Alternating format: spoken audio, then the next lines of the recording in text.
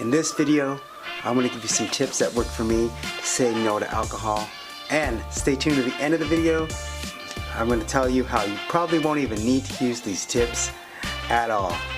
Let's get to the video.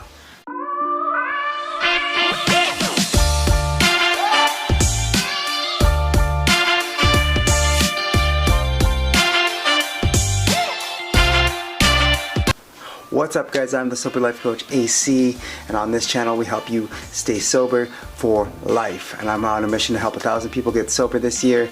So if that's you, tune in this channel because we do this every Monday, Wednesday, and Friday. Today we're talking about how to say no to alcohol. How to say no to alcohol. I know that's one of those things that was kind of hard for me at the beginning of this. I know that's one of those things that people struggle with, and some people even struggle in silence because they feel bad that they can't say no to alcohol. Well, guess what? Saying no to alcohol isn't as hard as it seems, and that's what I found out. I spent so much time worrying about what other people are going to say, if they're going to offer you a drink, if they're going to do this, if they're going to do that, what's this person going to say? And I drove myself nuts thinking about this stuff, and when in reality, a lot of the time, all I needed to do is tip number one. All you need to do is just say no. Get used to saying no. Say no to a lot of things. Say no to things in life that you don't want to do. Say no to people you don't want to hang out with. Say no to the things that you don't want in your life. Say no more often than not. And guess what? You're going to have a happier, healthier life, because saying no is good sometimes. Saying no is good because when you say no, you're actually expressing your feelings and you're actually telling people how you feel. So saying no is good. Just say it. Say no to your children even sometimes, because I know if you have kids, a lot of the time they're going to want to do things that you don't want them to do. So even say no to your children. Tip number two. You can't say no to people and you have a hard time and you struggle with this.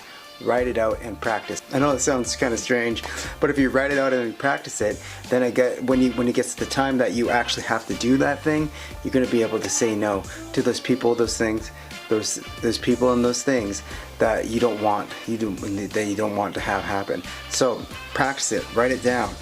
This person's going to say this. What am I going to say? This person's going to say that. What am I going to say?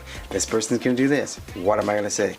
What if I say? What am I going to say if they continue with it? What am I going to say if they don't do this? What am I going to say if you don't do that? What am I going to say? What am I going to say when people do this or that? So write it down. Write it on a piece of paper and get a friend to practice it, or even practice it in the mirror if you have to, if you don't have a friend. But if you have a sober friend and they're willing to help you out, if you got a family member that know you're struggling with this, then writing it down and practicing it is definitely going to help you be more confident in the moment. Tip number three, say it and believe it.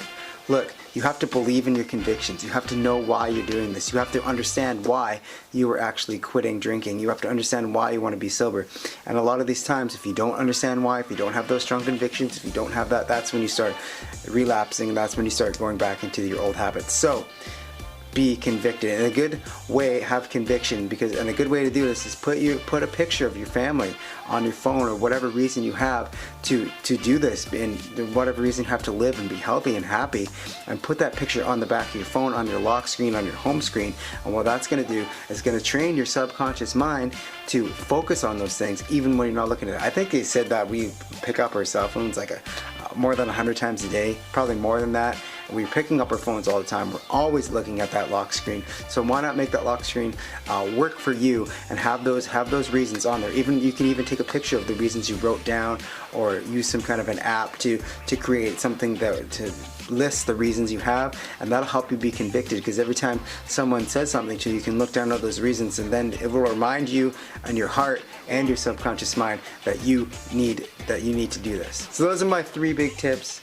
Just say no, write it down and practice it, and also if you have your reasons and your convictions and then you'll be able to have your convictions and know and have the reasons you want to do this there, so you'll be able to say it with conviction, and you'll believe it. Now, just like I said, just like I promised, this is the end of the video. Or wait, is it? Because it's not actually in the video. I'm going to tell you a secret that everybody should know and everybody needs to understand. And when you understand this, it might hurt your feelings a little bit, but once you understand it, you might get it. Nobody cares what you do. Nobody cares. It's actually a psychology thing where it's called the spotlight effect. So the spotlight effect basically says that you focus on you, other people focus on them, everybody's self-absorbed to a point where they don't even care what you do. And they actually did a study where they had these students, they wore a Barry Manilow t-shirt. I guess Barry Manilow wasn't very popular in this college, university, wherever they were. So they had the student go into a class, into a meeting. They had the students go into a meeting where he's wearing this Barry Manilow shirt. After the meeting, he was interviewed. He was in there with about 20 people. After the meeting, he was interviewed, and they asked the student, how many people do you think noticed your shirt? He said, well, probably about 80% of people probably noticed it. They interviewed the other people in the room, his peers, and what they found is that 20% of people noticed the shirt. 20%. He thought 80% of people noticed it. It was really, in reality, 20%.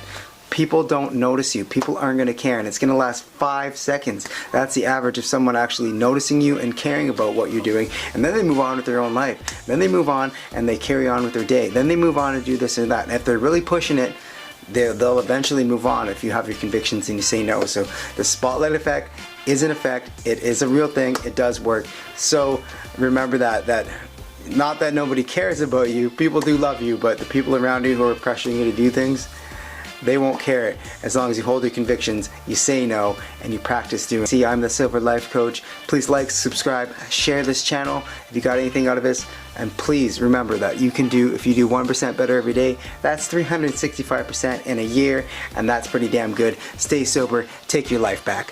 Have a meaningful day.